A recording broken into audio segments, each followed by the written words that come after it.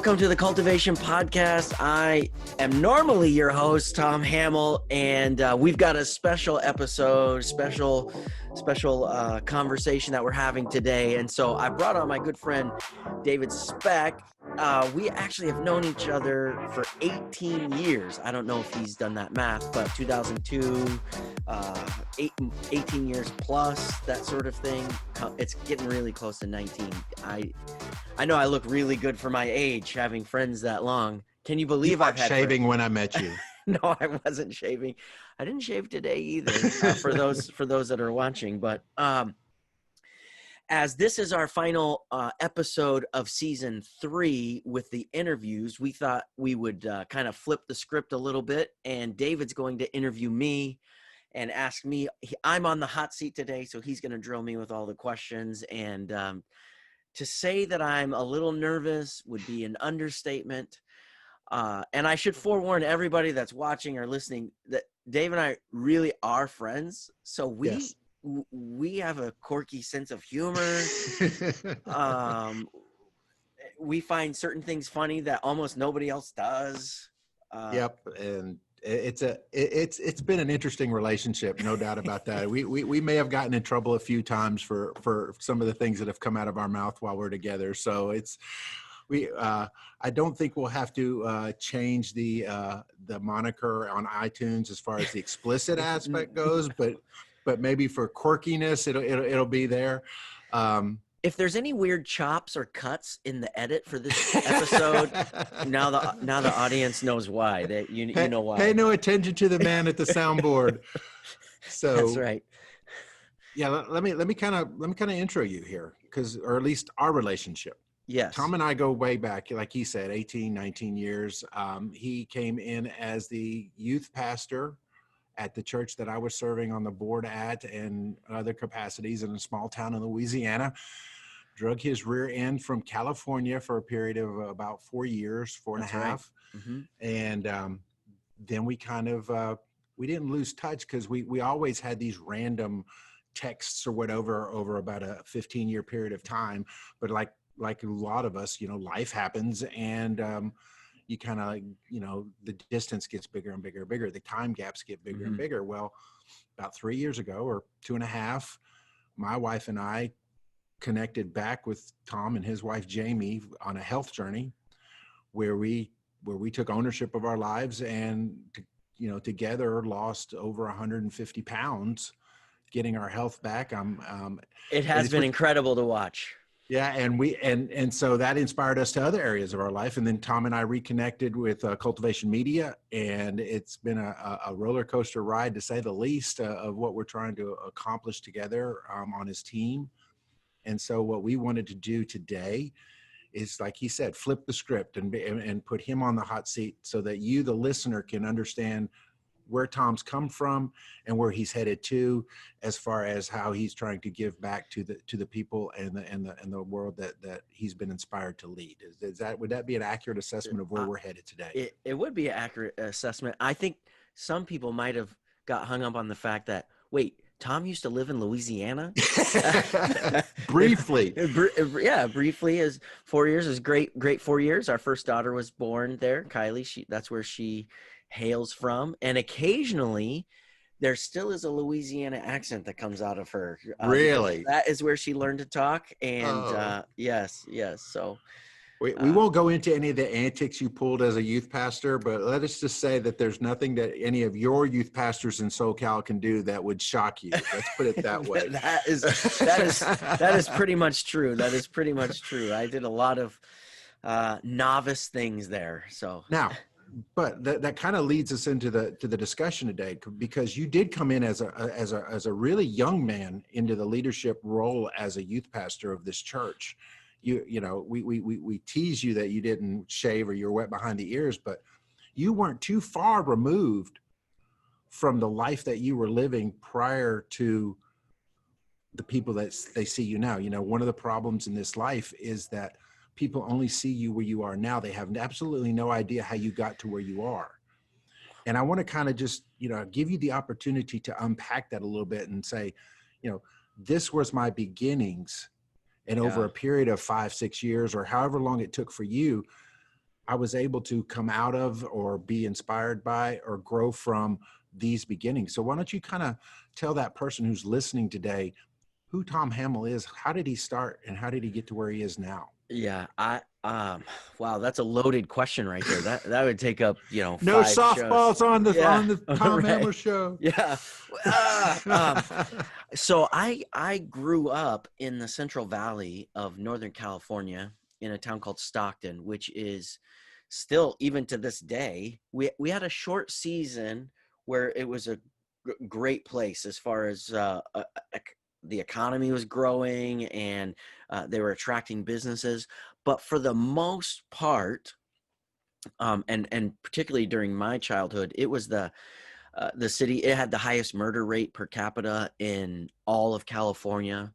And I know that Long Beach is famous, Compton is famous, LA is famous, but Stockton is infamous. uh, it was a rough. And if you've seen the movie Straight Out of Compton, you've pretty much seen how I grew up. Just kind of, it was a tough place. It was a really tough place. And my family, we grew up. I have 3 siblings. There's 4 kids. Both my parents worked, so we grew up pretty independent, trying to fend for ourselves, and um, um, just trying to make every end meet and figure that out. So I had to learn people skills really quick, and learned how to work people over really quick and manipulate. That was just how you had to survive, right? It was that street knowledge. And not that I grew up on the streets per se. I didn't grow up homeless or anything like that, but it was just really tough, and you just had to you had to be tough to survive. And so I just grew up that way. Had a lot of dysfunction in our family and the history of our family, that sort of thing. It was just kind of the natural product of the environment, to be honest with you. And I got pulled into it early on. Started doing drugs at a really young age in elementary school. Got really heavy into drugs and partying all through junior high school. Was selling drugs, dealing drugs, that sort of thing. And so the street life and the money and the access to everything, I got swept into that pretty quick, really early on.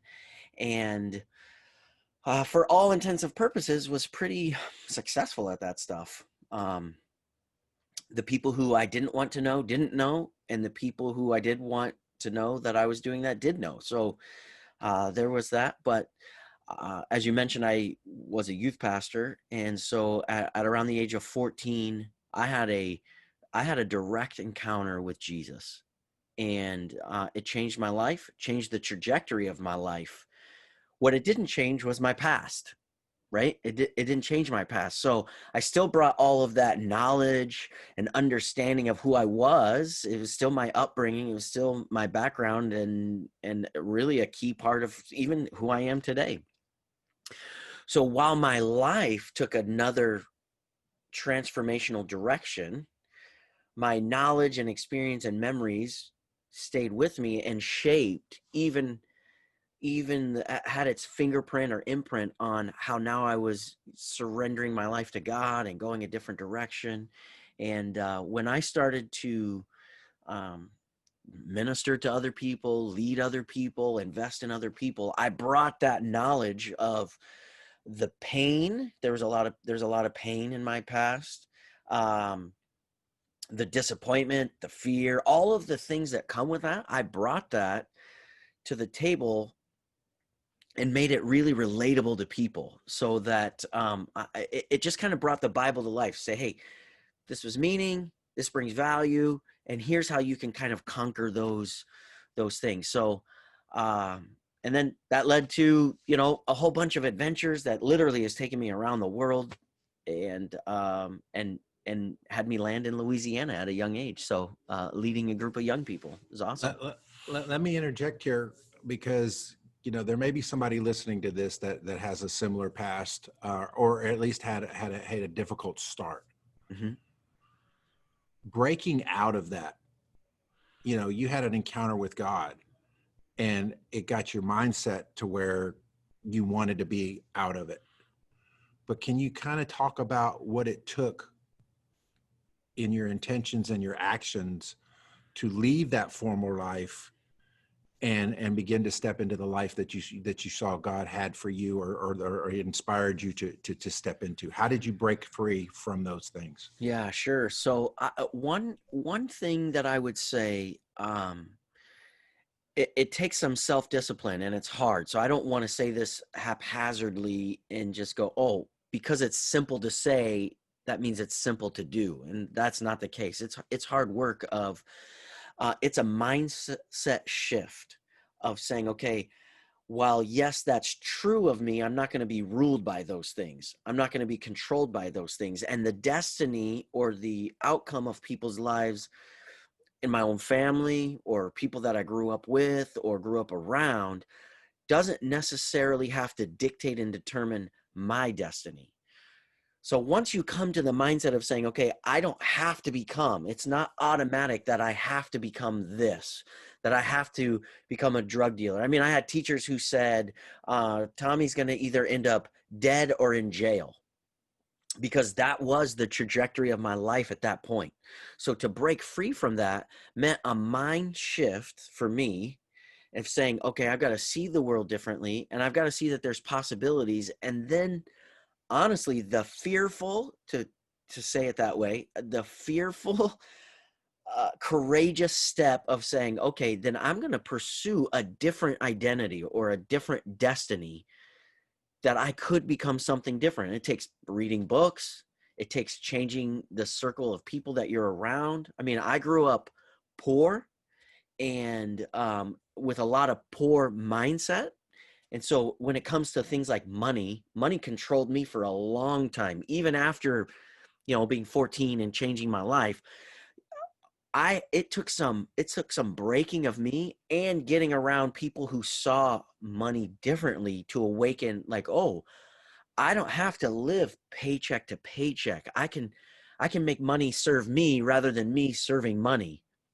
That was a mindset shift, and it was some intentionality about changing the community of people I'm around, changing the influence of what I'm putting into my mind or into my life, that sort of thing. And so I had to just really slowly, methodically, and intentionally dissect the areas of my life that I wanted to be different than what I had seen or what I was or what I had experienced, and said, okay, I want to be different. I mean, there's nothing about me that should set me up for success. Poor, in a poor community without a lot of hope, and everybody just kind of says, this is what you will always be. And so to break out of that, said, no, but I can be different. And it took work, and it took just the grind sometimes. But it's possible with that mind shift and then choosing to do things differently. Again, your circle of friends or community that you're around, how do they see things? And you should never be the smartest guy in the room. If John Maxwell says this, if you're the smartest guy in the room, it's time to get a different room or find a different room. And so I've done that. Okay, so I need to get around a new group of people because I need to go to the next level or break through and break free of that past. So did you have this awakening of needing this, or were you inspired from the outside? You have this pivotal moment in your life where your trajectory has to change, but like a lot of us, we need that person ahead of us, that one that has either been there or at least can inspire us and say, this is the way. Yeah. How did you have that, and kind of who inspired you and continues to inspire you to be the best version of yourself? And this is a dangerous question because inevitably I would leave somebody out, because one, I've been really hungry to learn and to develop and grow as a person. So because of that, there's a long list where I just was like, okay, I need to find the next person. But for me, honestly, it's like climbing a ladder or a mountain. I recently, well, not that recently anymore, I climbed the top of Half Dome in Yosemite, and my journey has been like that. It's been progressive. So it hasn't been a one moment awe-inspiring thing. Like my spiritual transformation was a one moment awakening, but this journey of kind of transforming, letting go of, or breaking free from that, it's been progressive, where new possibilities have awakened as new influences come into my life. So there's people that have helped me spiritually, right? Youth pastors, mentors, um, uh, other ministers. There's people who have helped me financially, and so there's so many voices in my life that I've been extremely diligent to always have a mentor. Here's the thing. I actually talk about this in a project that we're going to talk about later, so I don't want to get ahead of this. But if there was ever an epiphany moment for me, um, one Sunday afternoon, I was trying to take a nap, and I turned on the Golf Channel, because to me, there's nothing more boring or soothing than listening to golf, right? And they've got the soft whisper, all that kind of stuff. And so this was a while ago, so it was back when it was in Tiger Woods' heyday, and Tiger Woods did something unique at that time that before him no other athlete really had done. So before Tiger, maybe Michael Jordan was a little bit of a template for this. Athletes kind of stayed in their lane. If they played a sport, they endorsed equipment to that sport. They did the other endeavors to make money, but they were only kind of known in that sport.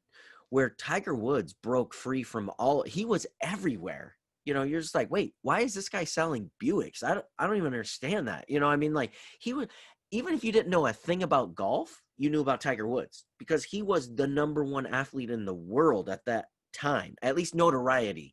Skill set, I don't know. I'm not a professional. I couldn't argue that, but notoriety ways, there was nobody more known. But it happened because he was number one in his sport. He was the number one golfer in the world. And again, arguably the number one athlete in the world at the time. But as he was hitting the ball, and nobody could drive the ball like Tiger. I mean, he would just hit that thing for miles.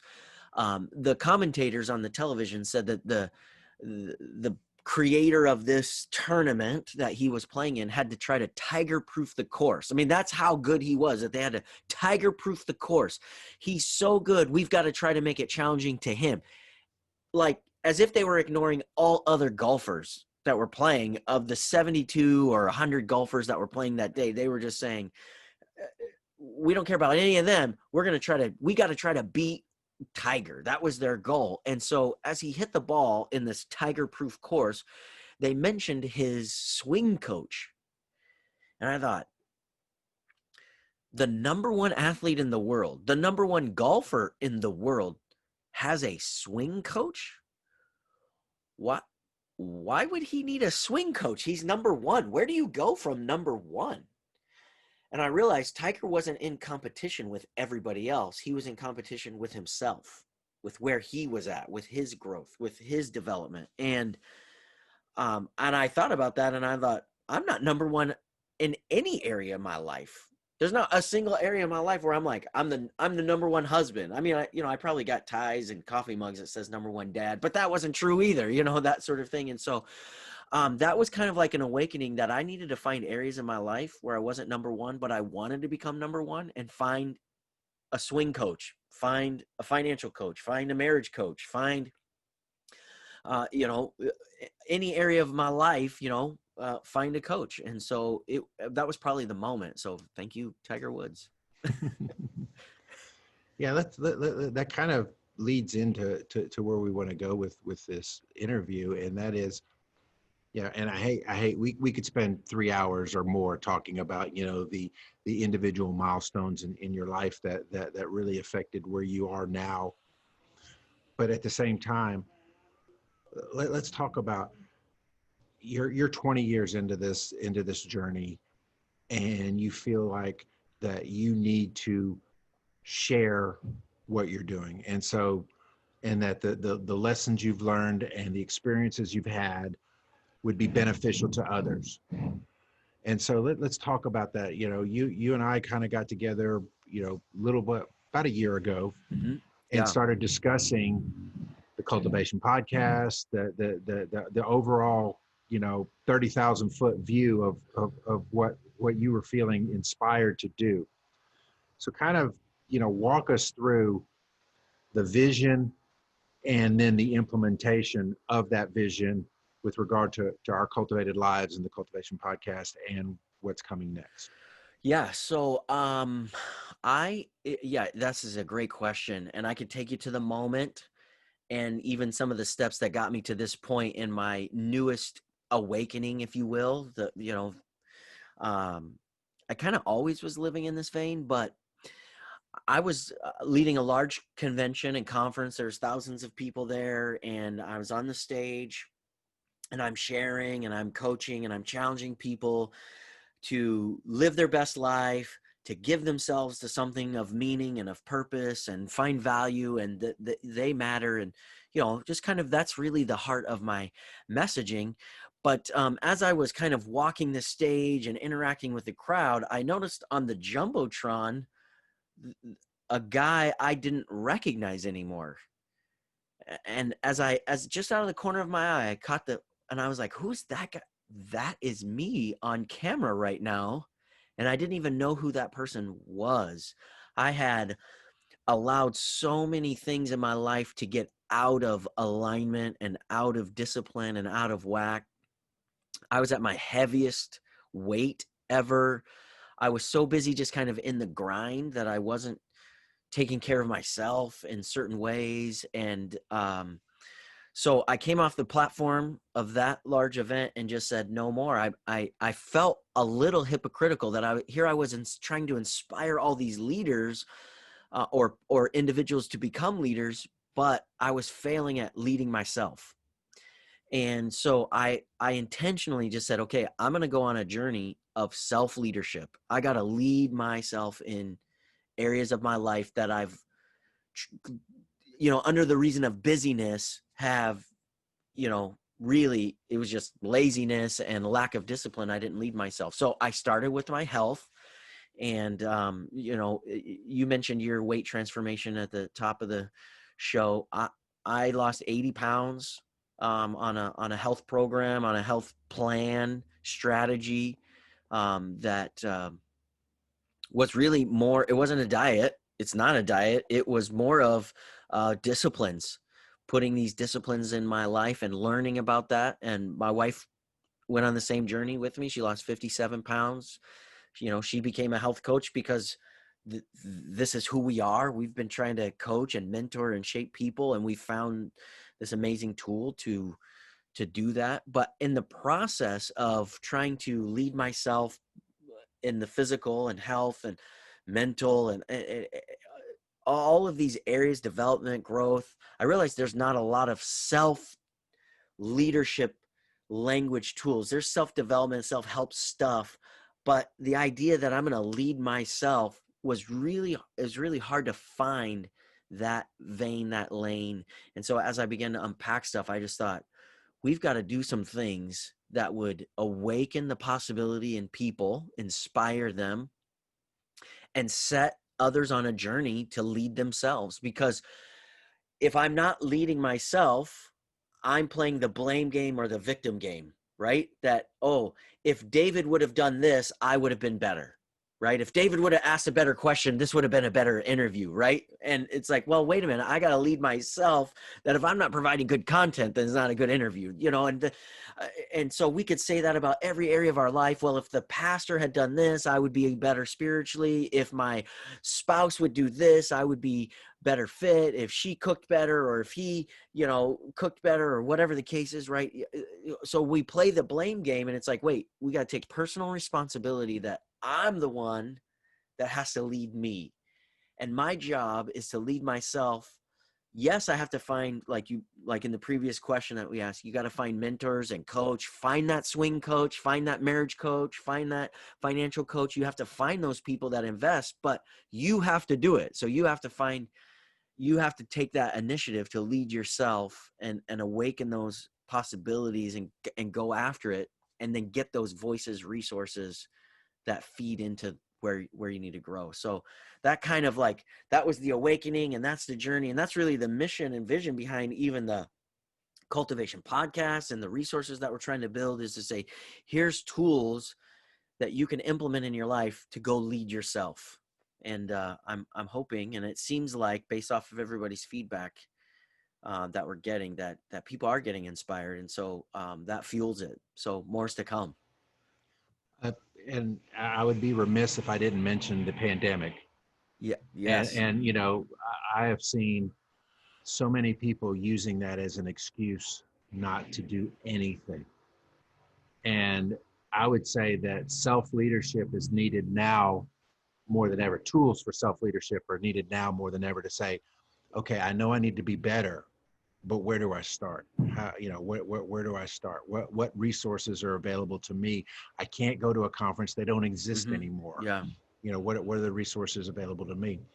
And so I can't remember if it was John Maxwell, Stephen Covey, you know, list leadership guide, you know, but they always say you're a product of the books you read and the people you hang out with. Yeah. You know, and we talked about you know, you changing your circle to help lead you to where you wanted to go. But let's talk about the idea of books and how that's not a dead medium, and that books are probably more valuable now than they ever have been. And really kind of talk about some of the things that really spoke to you as a book, and then we can go into what we want to talk about, you know, Sure. towards the end of the interview.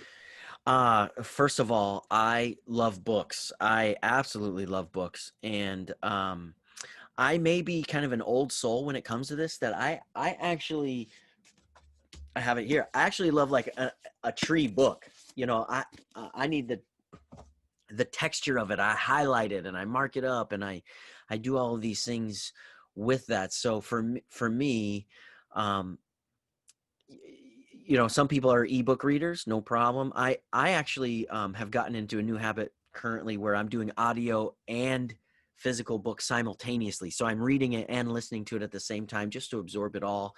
I'm kind of a super nerd when it comes to that sort of thing. But part of this awakening for me, I actually was just telling somebody this last night. I have read more books now in the last 3 years than all of my, and I was kind of a reader before.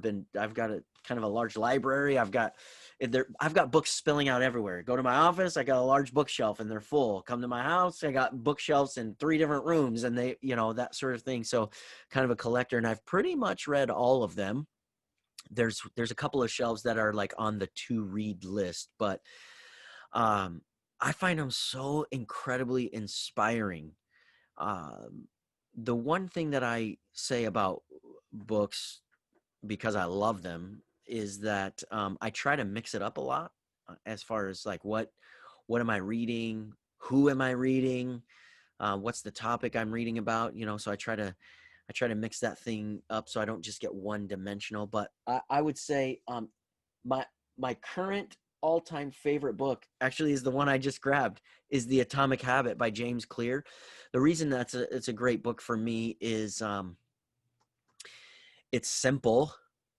It's not complex. Like, if you read it, it's simple to understand, and it's simply profound, for lack of a better way of saying that, because even though it's simple, it is very profound. You're like, yes, these habits in my life, our daily habits, determine our destiny.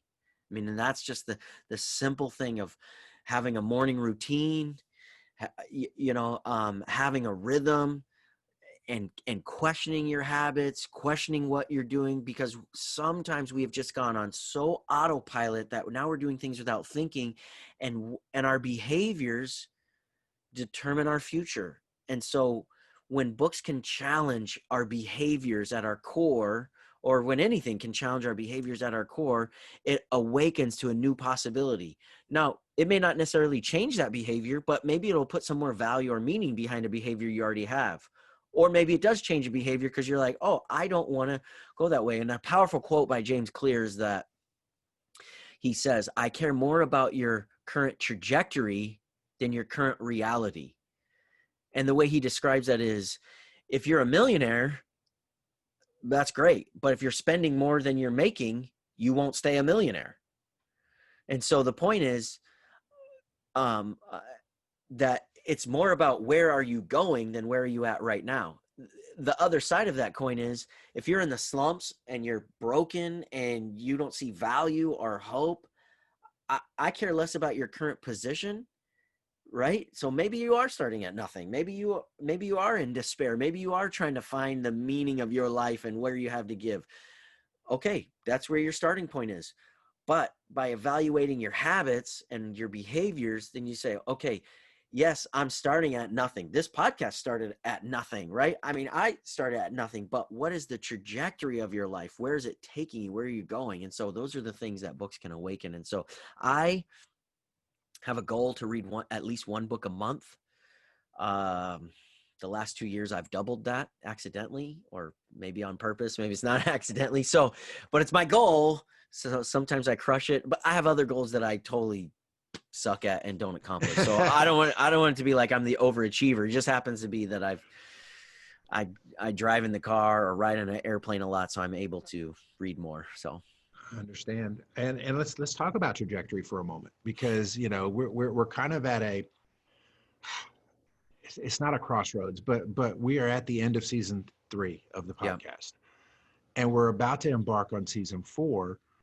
And season 4, just to give the listener a preview, is tied to another project that you're working on and planning a launch of as well. So why don't you begin to tell us, or give us just a little hint about what season 4 and all that entails is coming. Yes. Thank you for that setup. I really appreciate that. Yes. So Tom has written a book, not to refer to myself in the third person. Who's this Tom guy? Yeah. So I wrote a book. It's in its like final production phase, if you will. It'll come out sometime in the fourth quarter of 2020. And I'm super pumped about it. I'm incredibly excited. Also, to be totally transparent, totally freaking out, right? Just like, I'm like, okay, there's all these insecurities that come and these, all this like fear factor and thoughts that I have to take captive, because what if it's not good enough? What if I'm good enough? I'm smart enough? And gosh darn it, people like me. Anyways, if you get that reference, you're old. You're old. Yes, I totally dated myself. But anyway, so yeah, the book is called The Life You're Meant to Lead. Imagine that, as I've been talking about self-leadership, and it's kind of in the vein of what we're talking about, and we just unpack these areas where we need to not be the victim, but we have to take the steps and the responsibility to lead ourselves and to take responsibility, ownership, and a little bit of intentionality behind, like, okay.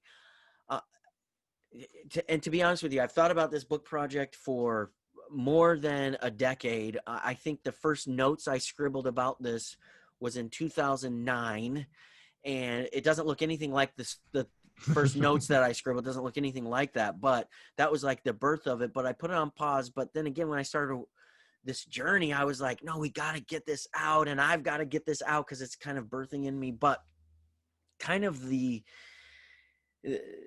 line in the sand where it's like, no, now is the time. Now is the season. I was on an airplane. I was flying back to Ohio to conduct my grandmother's memorial service. And while I was on that plane, I was just being very retrospective. There's a lot of things that were happening in my life in that season. One, my grandmother had just passed away. She lived a great life, long life, long age, but anytime there's a funeral, you're kind of, what's her legacy? What's her identity? What is she known for? And my grandmother happened to be known for her amazing pies. Maybe why I needed to lose 80 pounds. But no, I don't blame her. And she was a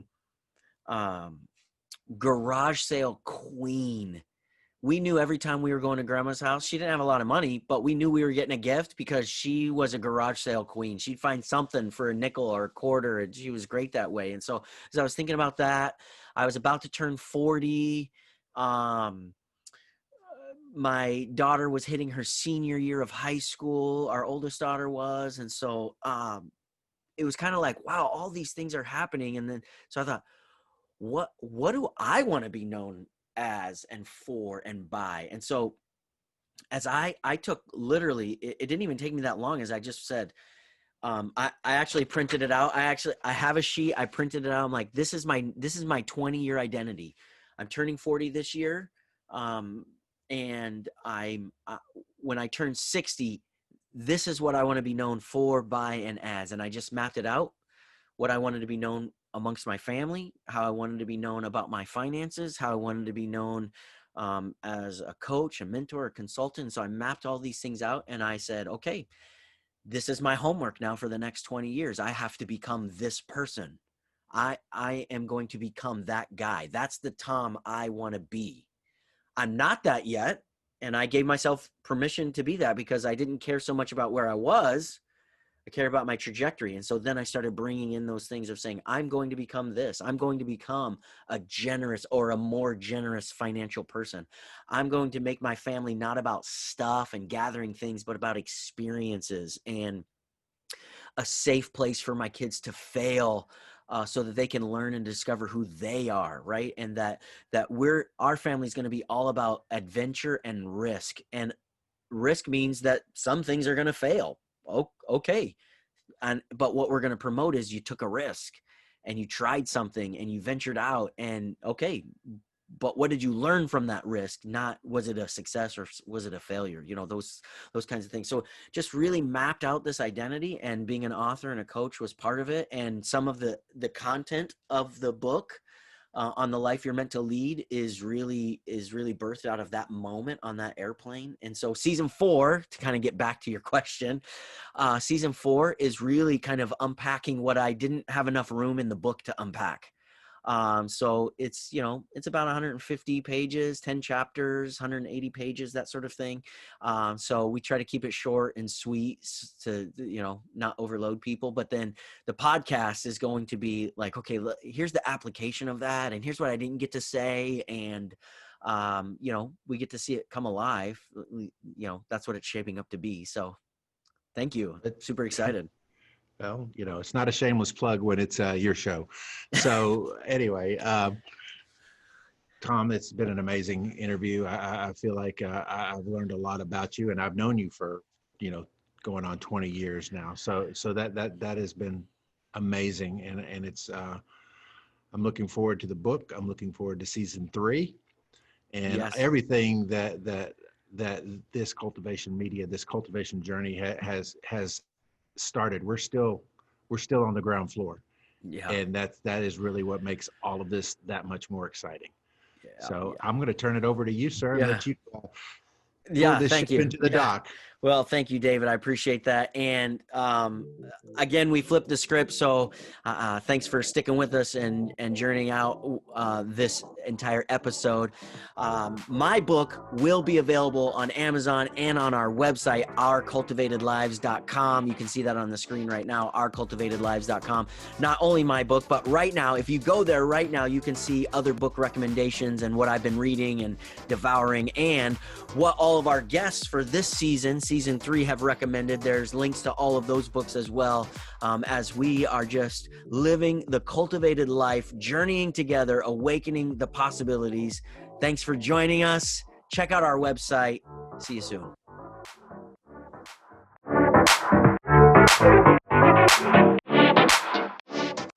Thanks for checking us out today. Be sure to hit the subscribe button so you don't miss out on all the incredible content we have coming out. Also, we'd love to hear from you in the comment section. We read those, we respond to those as we journey together in the cultivated life.